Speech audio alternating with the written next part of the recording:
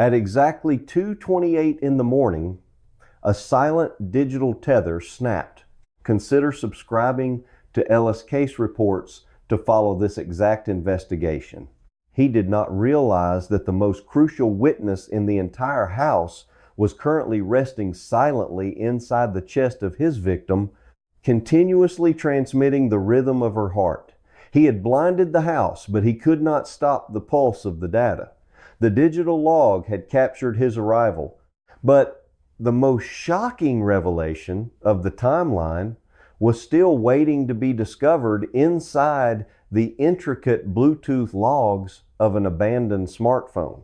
When law enforcement officers examined the smartphone left behind in the Tucson home, they uncovered the most baffling and terrifying piece of the entire timeline. The doorbell camera had been deliberately disconnected at 1:45 in the morning. But the crucial Bluetooth tether between Nancy Guthrie's medical pacemaker and her smartphone did not break until 2:28 in the morning.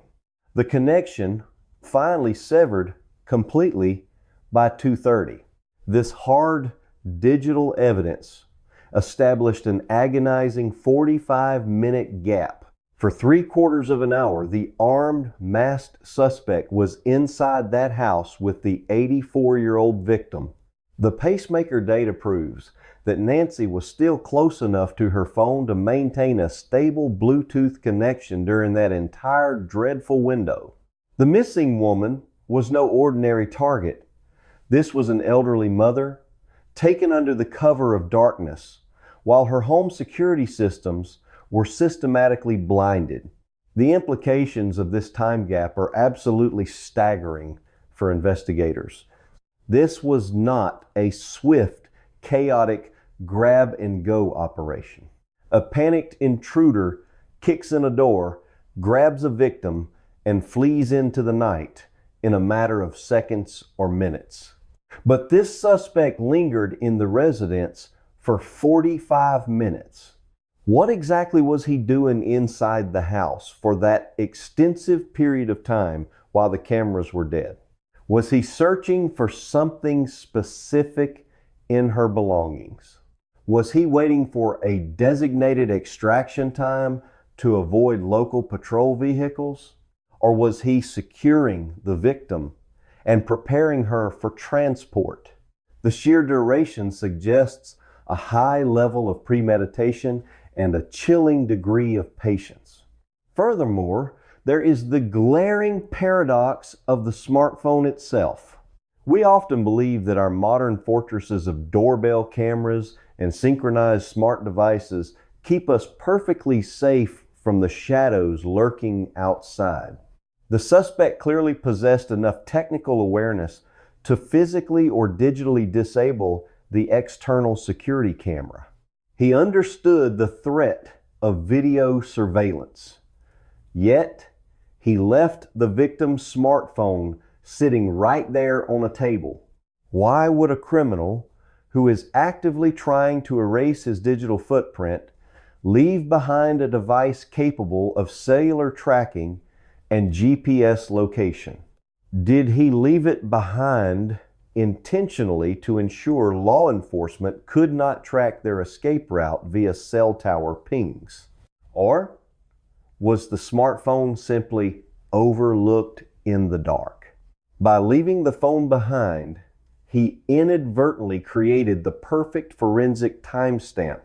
At exactly 2:28, the distance between the pacemaker in Nancy's chest and the antenna in the phone grew too wide. The signal stretched, weakened, and finally snapped. That precise minute marks the exact moment she was physically carried or forced out of the house and away from the device. It is a haunting metric, measuring a kidnapping not by eyewitness accounts, but by the fading strength of a radio frequency. This 45-minute void is the dark heart of the mystery. But what if the person standing at your front door knows exactly how your fortress is wired? It represents a period of extreme vulnerability and unknown actions. The data tells us exactly when the perimeter was breached and exactly when the victim was removed from the property. But the data is entirely silent on the horrors that occurred in between those two timestamps. The suspect held complete control over the environment during that window. He operated in a blind spot of his own making, confident that no electronic eye could see him. The intentional disabling of the camera contrasts sharply with the abandonment of the phone, leaving investigators to wrestle with the suspect's true level of sophistication. Is this the work of a seasoned professional executing a flawless digital evasion strategy, or a flawed plan riddled with technological oversights? Please drop your theories in the comments below about this terrifying 45-minute gap. Do you believe leaving the phone was a calculated move to avoid GPS tracking? Or was it a massive oversight that will eventually lead to his capture? The timeline of this terrifying night is a complex puzzle constructed minute by minute through data logs, server pings, and severed electronic connections. The severed Bluetooth connection locked the timeline in stone, giving detectives a fixed point to anchor their search. They knew exactly when the suspect fled the property. Now, they had to look beyond the immediate boundaries of the house to see where that fading signal went next. The answers were not inside the dark residence anymore. Investigators had to step out into the Arizona night and trace the invisible line extending outward from 2:30 in the morning. The timeline was established, but the physical pursuit was only just beginning. Armed with the hyper-precise timestamp of 2:30 in the morning, detectives immediately expanded their digital dragnet outward from the immediate crime scene. The severed Bluetooth connection provided a perfect starting pistol for the suspect's escape. Investigators knew exactly when the perpetrator left the property with Nancy Guthrie, so they began frantically canvassing the surrounding neighborhood for any external surveillance systems that might have captured movement at that exact minute. It forces us to ask an incredibly uncomfortable question about our reliance on modern security. They were no longer looking at the victim's compromised digital fortress. They were relying on the collective, overlapping security networks of the entire community. The logic was clinical and straightforward. If the suspect moved a vehicle out of the area at 2:30, an electronic eye somewhere on the street must have seen it. Their rigorous search yielded a critical piece of corroborating evidence. A neighbor living on a quiet back road nearby had an active Ring doorbell camera installed on their property. Unlike Nancy's sabotage system, this camera was fully functional and actively recording throughout the early morning hours. When forensic technicians scrubbed through the neighbor's video footage, they found exactly what they were hoping for, yet dreading to see. Right at 2:30 in the morning, perfectly synchronized with the exact moment the medical pacemaker lost its connection to the abandoned smartphone, the neighbor's Ring camera recorded the distinct movement of vehicles navigating the dark road. How much absolute trust do we place in the glowing green indicator lights of our devices, and what happens when those lights suddenly go dark? The timing was far too precise to be a mere coincidence. The digital timeline constructed inside the house seamlessly interlocked with the digital evidence captured outside on the street. This external footage confirmed the investigators' worst fears.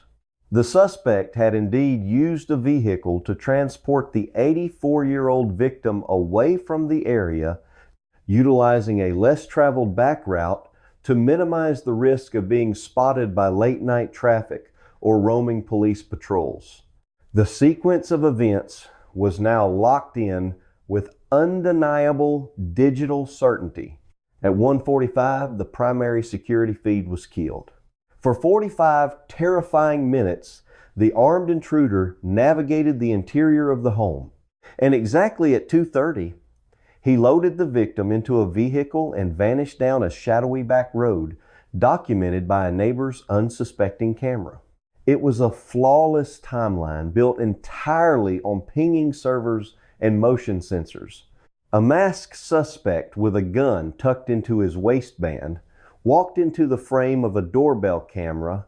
However, the triumph of establishing this timeline quickly gave way to a crushing realization for the investigative team. While the neighbor's camera successfully captured the presence of moving vehicles at the critical moment, the quality of the nighttime footage was insufficient to provide the specific details needed to crack the case wide open.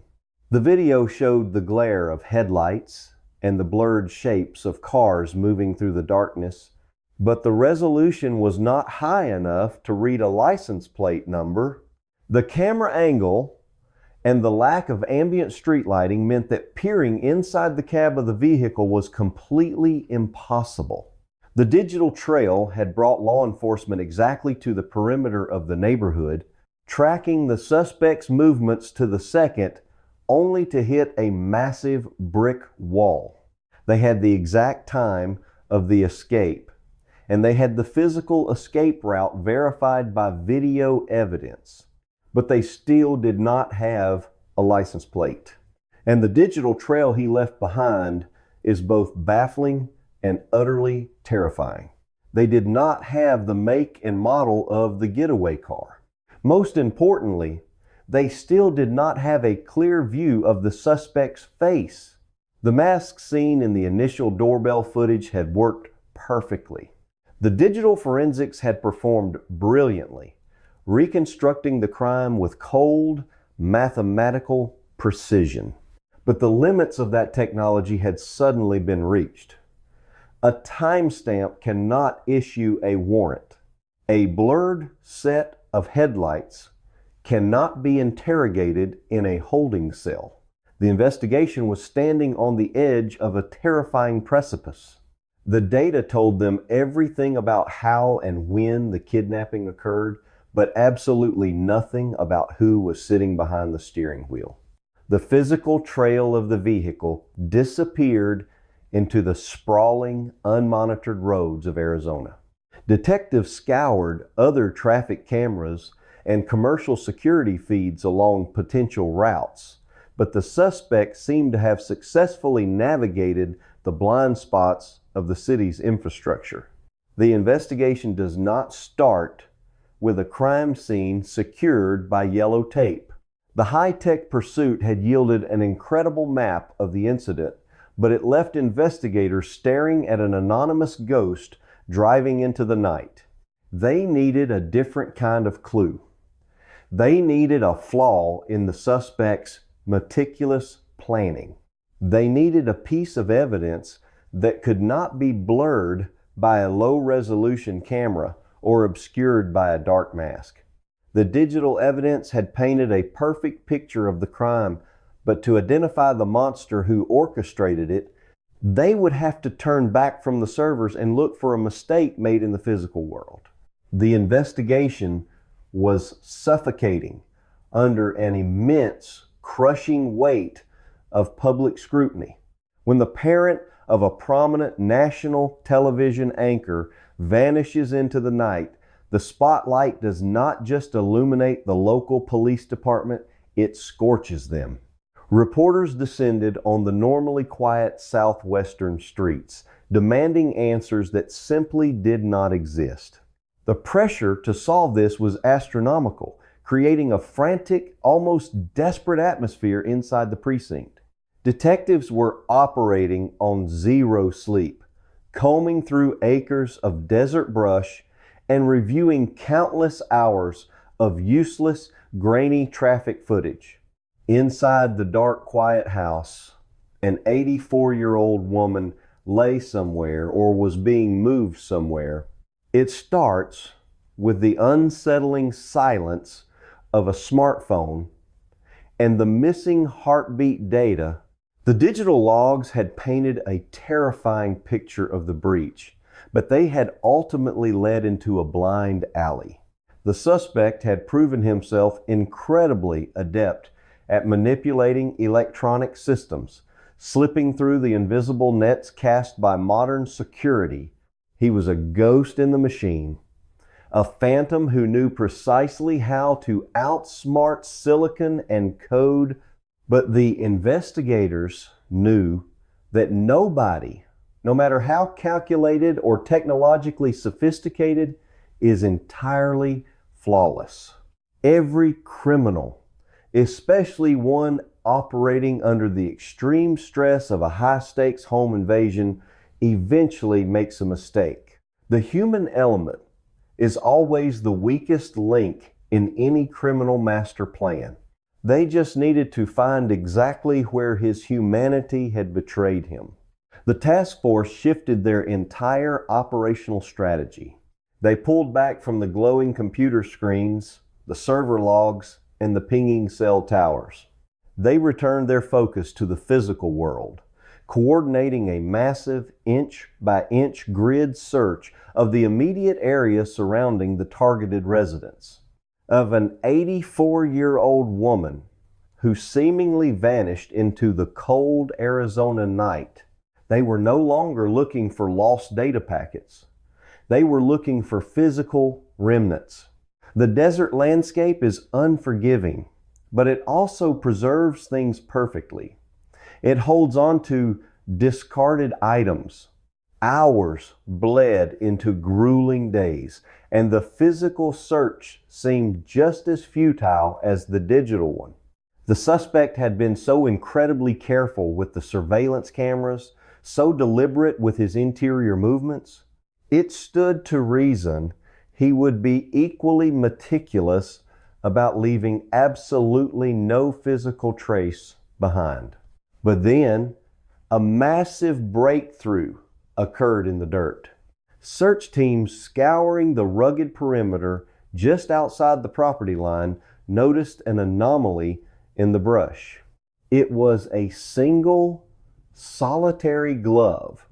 This was not a random piece of gardening equipment left behind by a neighborhood landscaper. It was a dark, tactical style covering, and it matched the exact visual profile of the handwear worn by the armed intruder caught in that brief, shadowy visual fragment before the systems went completely dark. Every single second of this timeline holds a clue that investigators are desperately trying to decode right now.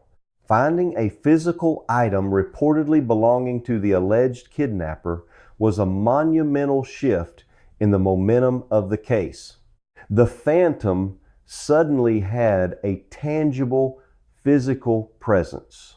He was no longer just a masked anomaly moving through motion sensors.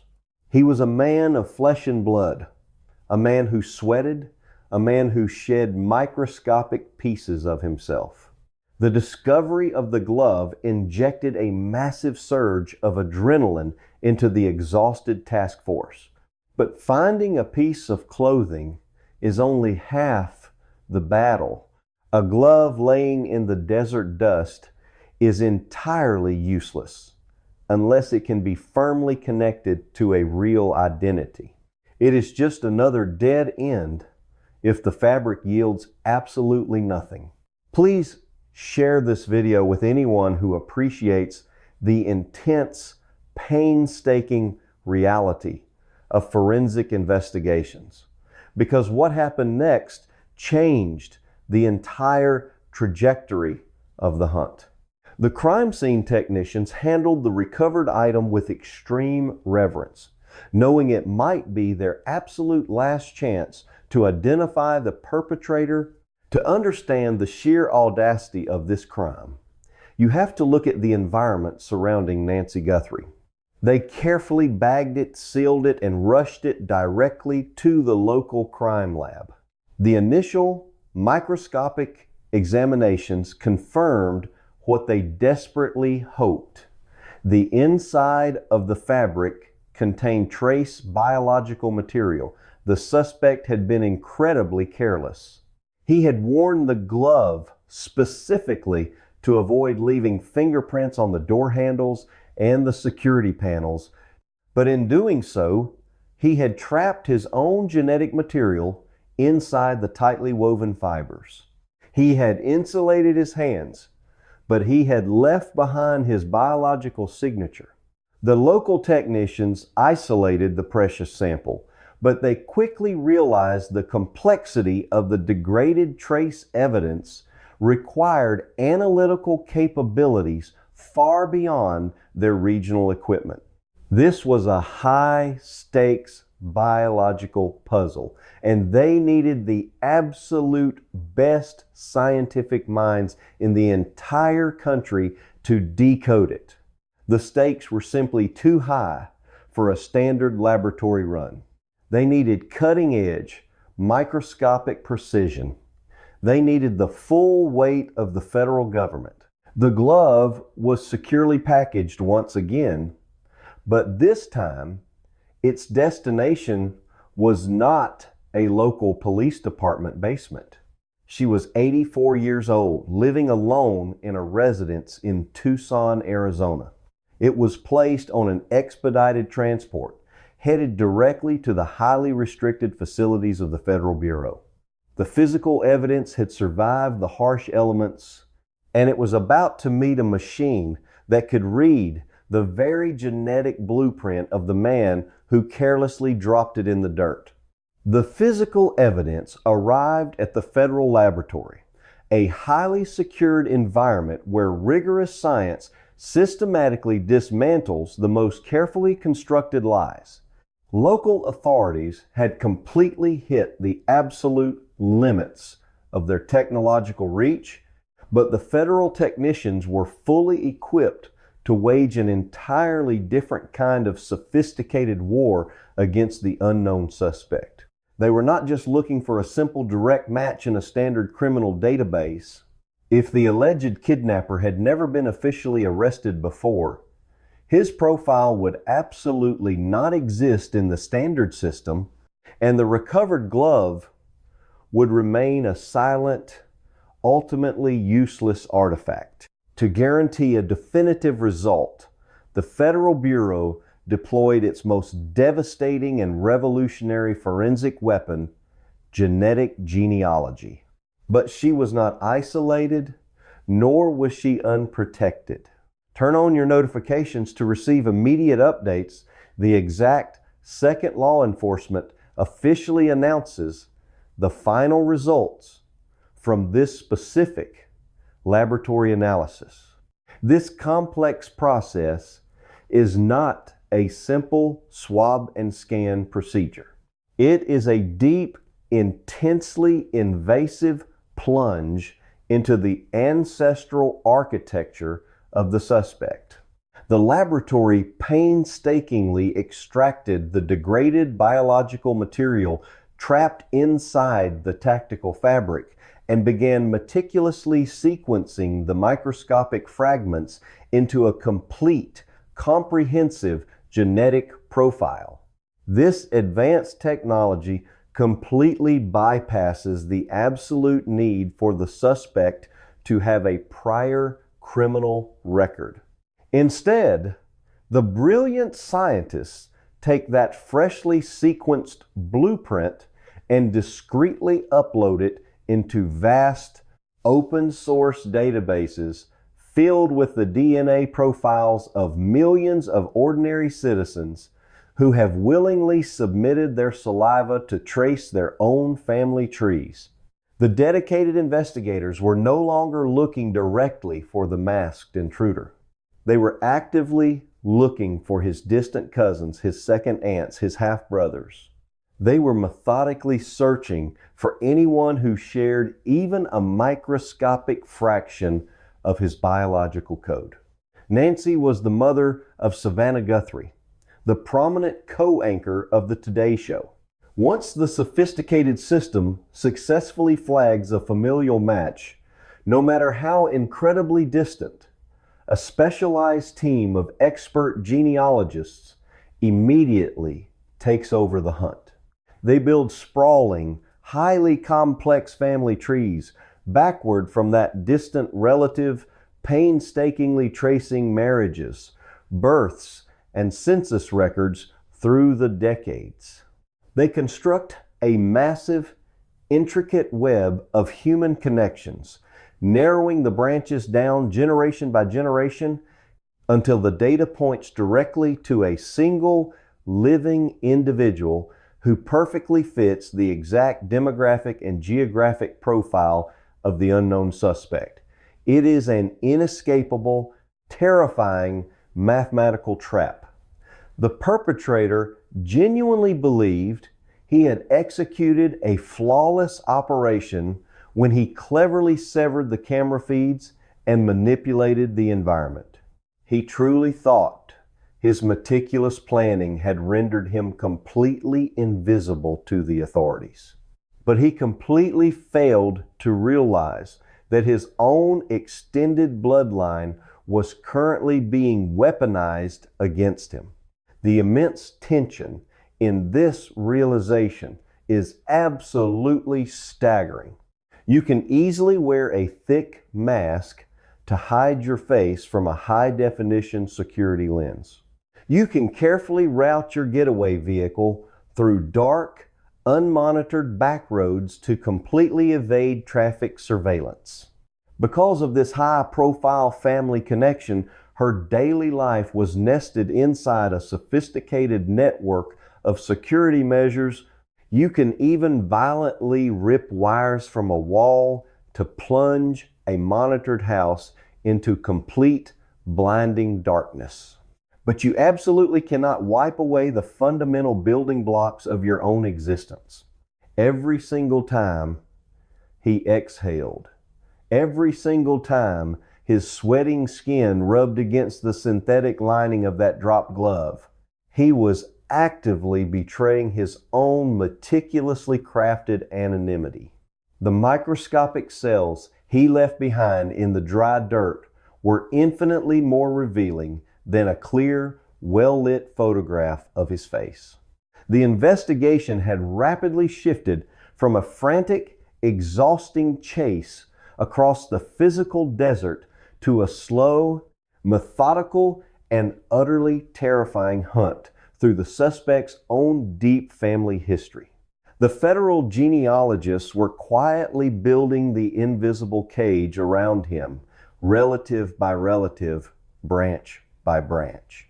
He might be sitting in a dark room right now, confidently believing he committed the perfect crime, entirely unaware that his distant third cousin's recreational ancestry test from 5 years ago is currently leading federal agents straight to his front door. Her home was essentially a modern digital fortress. This is the profound, deeply terrifying reality of modern forensic science. The chilling digital disruption we explored earlier proved exactly when he moved his target, showcasing a terrifying mastery over external consumer technology. But this incredible genetic revelation exposed his absolute, undeniable vulnerability to the biology hidden deep within himself. He had likely spent months, perhaps years, calculating exactly how to defeat the security systems guarding the residence, completely ignorant of the fact that the most advanced tracking system on planet Earth was currently pumping through his own veins. The invisible net was finally closing in, woven not from intercepted electronic data, but from strands of human DNA. The exhausted local detectives, who just days prior were staring at frustrating dead ends, were now simply waiting for the federal laboratory to officially hand them a name. The ghost had finally been stripped of his invisibility undone by a single biological mistake. The immediate rush of frantic adrenaline that followed the crucial discovery of the tactical glove has now painfully settled into a suffocating, agonizingly long period of waiting. She had a doorbell camera standing guard at the front entrance, actively recording every approach. The blistering, chaotic pace of the initial physical manhunt has been entirely replaced by the slow, meticulous churning of high-tech laboratory centrifuges and the quiet, relentless clicking of federal genealogists tracing complex lineage on glowing computer screens. For the terrified community and the anxious family members desperately waiting for any shred of positive news, this excruciating silence is almost harder to endure than the initial blinding shock of the terrifying crime. The local police department and the federal authorities have strategically erected a massive, impenetrable wall of absolute silence around the ongoing, highly sensitive developments. They have completely ceased issuing any public statements regarding the specific, detailed findings of the complex genetic sequencing. This sudden blackout of official information is absolutely not a sign of operational failure or administrative stalling, but rather a deeply terrifying indicator of just how incredibly close they truly are to executing the final devastating strike. In a highly sensitive, incredibly high-profile, active investigation exactly like this one, premature public disclosure is the absolute greatest enemy of true justice. Releasing even a single, seemingly insignificant detail about the specific familial matches or the geographic locations of the distant relatives could instantly tip off the highly intelligent alleged kidnapper, while the pacemaker keeping rhythm inside her chest abruptly lost contact with the smartphone sitting unattended on a nearby table. Inside her own body, a medical pacemaker diligently tracked her cardiac rhythms, beaming that vital information directly to an application on her smartphone.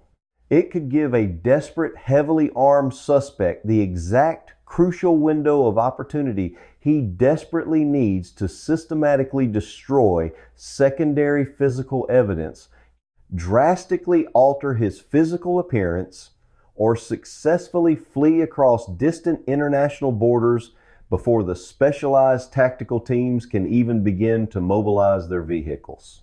The seasoned authorities are holding their operational cards violently close to their chests to fiercely protect the undeniable, absolute integrity of the impending, inevitable arrest. They know with absolute certainty that they only get one perfect opportunity to execute the federal warrant flawlessly without giving the phantom a single chance to slip back into the shadows.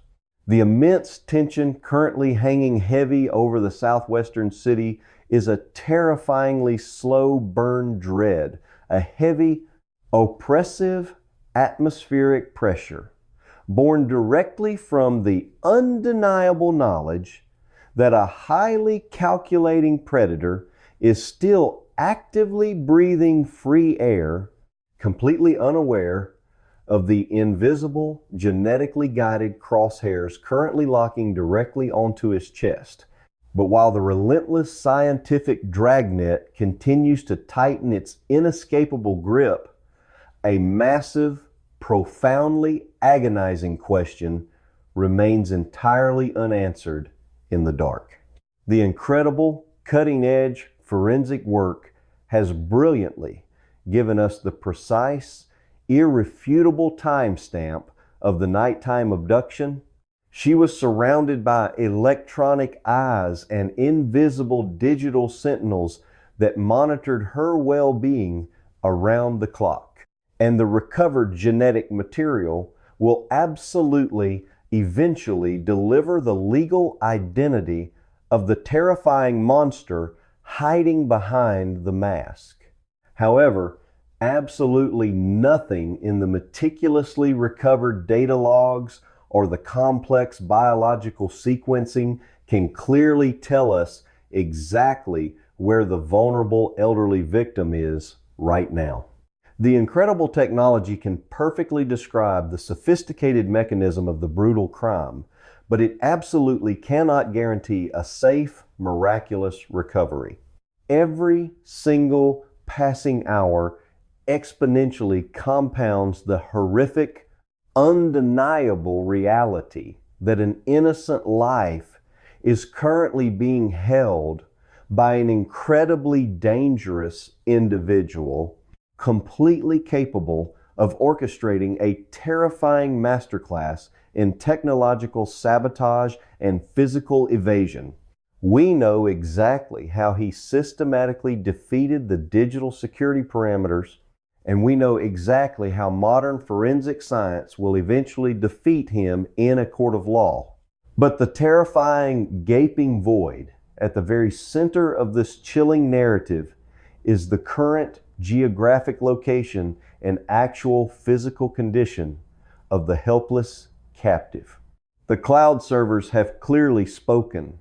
The microscopic blood has silently testified, but the vast, unforgiving desert remains entirely, heartbreakingly silent. This level of security is precisely why the events that followed are so deeply disturbing. The entire concerned nation is holding its collective breath, staring intently at the silent flashing lights of local police cruisers, desperately waiting for the agonizing, explosive moment when the federal laboratory results finally trigger a massive, overwhelming tactical raid on a specific address. The chilling digital framework is completely locked down. The inescapable biological trap is perfectly set, but the ultimate, most important resolution of actual human life remains terrifyingly suspended in the dark. What this case critically teaches us about the fundamental evolution of modern crime scenes is absolutely profound. We are actively witnessing a massive paradigm shift in criminal investigations, moving aggressively away from relying solely on traditional physical evidence and diving deep into the intricate, invisible realm of digital forensics. The terrifying reality is that our modern homes have rapidly become complex ecosystems of interconnected smart devices. The rapidly expanding Internet of Things has effectively transformed everyday household objects into silent, relentless digital witnesses. A glowing wireless doorbell, a synchronized smart thermostat, or even a microscopic medical device implanted directly into a human chest all constantly broadcast a continuous. The perpetrator was not a random burglar looking for an easy, unsecured target. Highly accurate stream of verifiable telemetry data to remote servers. This constant communication creates an invisible, highly detailed digital footprint that is virtually impossible for any perpetrator to completely erase. Criminals operating today must carefully navigate a terrifyingly complex minefield of constant electronic surveillance. They are no longer just trying to outsmart a seasoned human detective analyzing a muddy physical footprint.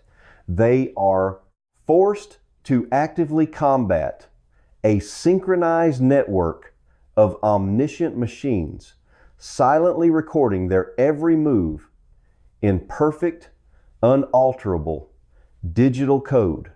This specific investigation masterfully highlights the immense vulnerability of relying solely on external visual deterrence while simultaneously demonstrating the undeniable prosecutorial power of internal background data.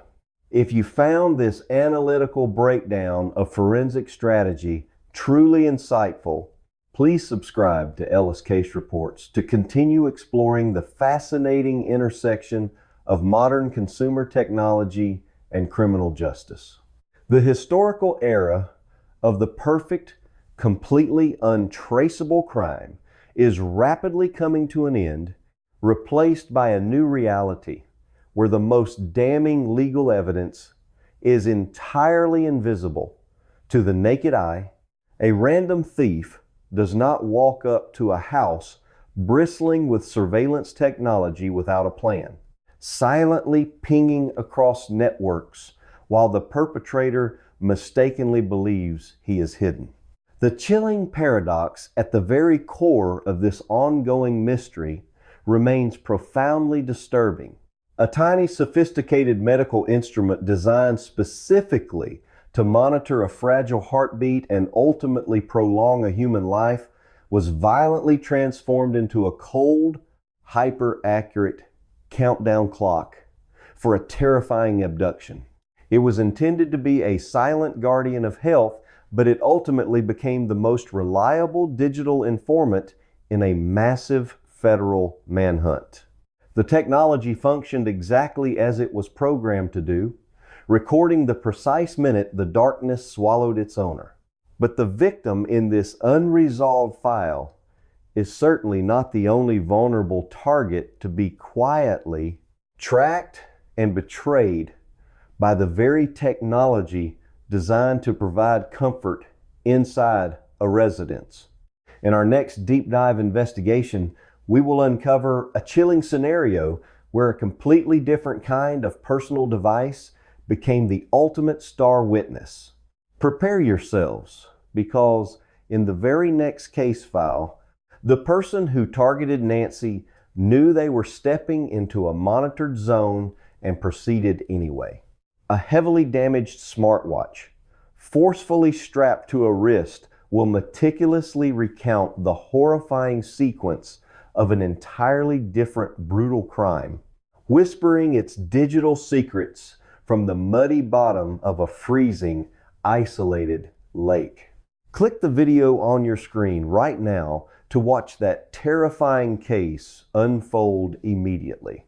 On the evening of January 31st, there was absolutely no indication of the impending nightmare.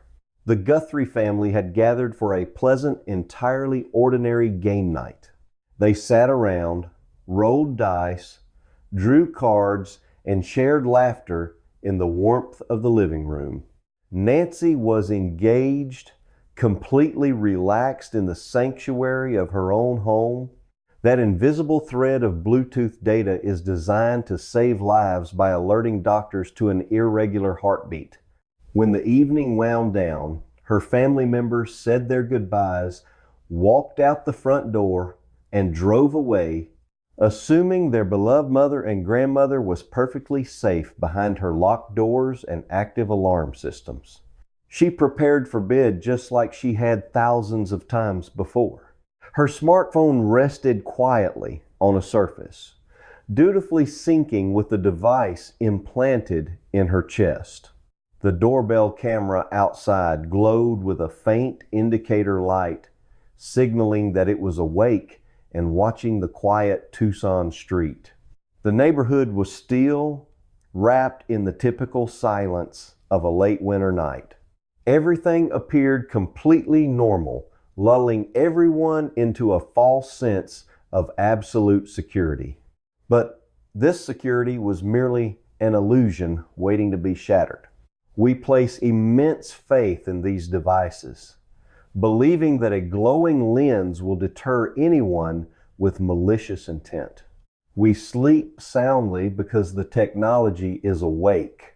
But on the 1st of February 2026, that severed connection became something entirely different. A chilling, hyper-precise timestamp of a kidnapping.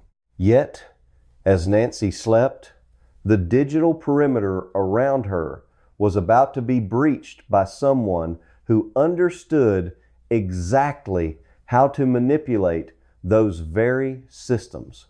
The house settled into silence. The street lamps cast long shadows across the front yard.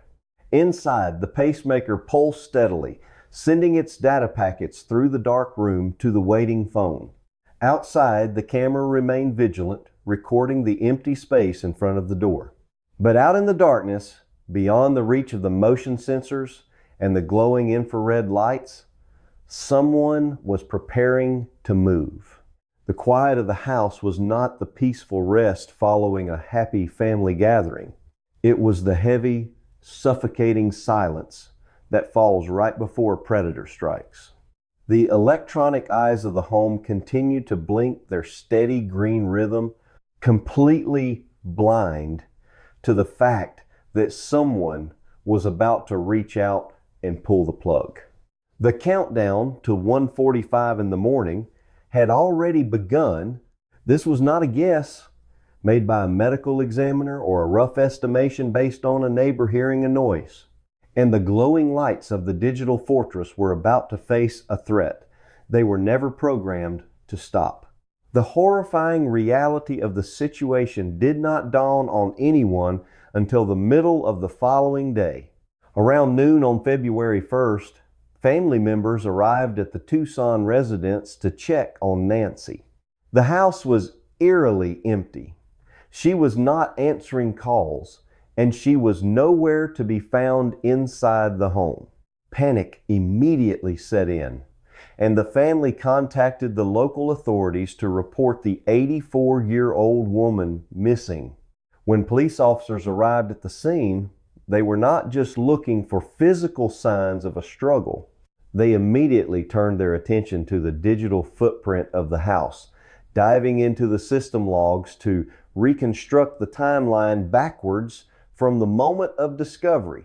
They needed to know exactly when the normal rhythm of the house had been disrupted. The digital trail they uncovered was a terrifying sequence of deliberate actions. Investigators pulled the data from the doorbell camera system. It was cold, hard digital forensics pinpointing the exact minute a victim was taken out of range of her own device. According to the server records, the primary security camera guarding the front entrance was completely disconnected at exactly 1:45 in the morning. This was not a power outage or a random glitch in the local network connection. It was a calculated move to blind the house. The system went offline, leaving the front door unmonitored. But the security network still had internal layers fighting to record the intrusion. 30 minutes later, at 2:15 in the morning, a secondary layer of the camera application detected significant motion. The system registered that something or someone was moving through the monitored zone. However, because the primary feed had been compromised, the application failed to capture any actual video footage of the movement. It logged a ghost, a digital acknowledgement of a presence without a face. Then, investigators found the visual confirmation they dreaded. What actually happens in the pitch black moments when a piece of life-saving technology transforms into a silent digital witness? A brief, chilling snippet of footage managed to survive the system's sabotage. The imagery showed an unidentified male suspect approaching the residence. His face was completely obscured by a mask, ensuring no facial recognition or easy identification could be made. More alarmingly, the footage clearly captured a firearm tucked aggressively into his waistband. This was a heavily armed individual, moving with grim purpose toward the home of an elderly woman. The sequence of events painted a picture of a suspect who knew exactly what he was doing. He arrived, neutralized the primary visual deterrent at 1:45, and then breached the perimeter. By 2:15, He was actively moving within the motion detection zones, confident that the cameras were no longer watching him. The investigators staring at these logs realized they were looking at the methodical execution of a home invasion and kidnapping. The intruder had successfully bypassed the exterior defenses. If you are fascinated by how invisible data points and forensic evidence unravel the most calculated crimes, he was inside the house with Nancy Guthrie. He had effectively erased his actions from the cloud servers, leaving behind only the metadata of his sabotage. He likely believed he had created a perfect digital void, a dark space where he could operate without leaving a single trace for law enforcement to follow. The masked man had silenced the doorbell camera, thinking he had won the game of surveillance. He moved through the quiet house, executing his plan while the outside world remained entirely unaware of the terror unfolding within those walls. But in his effort to control the visible security systems, he made a critical miscalculation. He focused entirely on the cameras mounted on the walls and the door frames. He completely overlooked the invisible network operating on a much smaller, far more intimate scale. He had no idea that while he was moving through the shadows, a tiny medical device was quietly communicating with a phone resting on a table. He thought he had destroyed all the witnesses when he cut the feed at 1:45.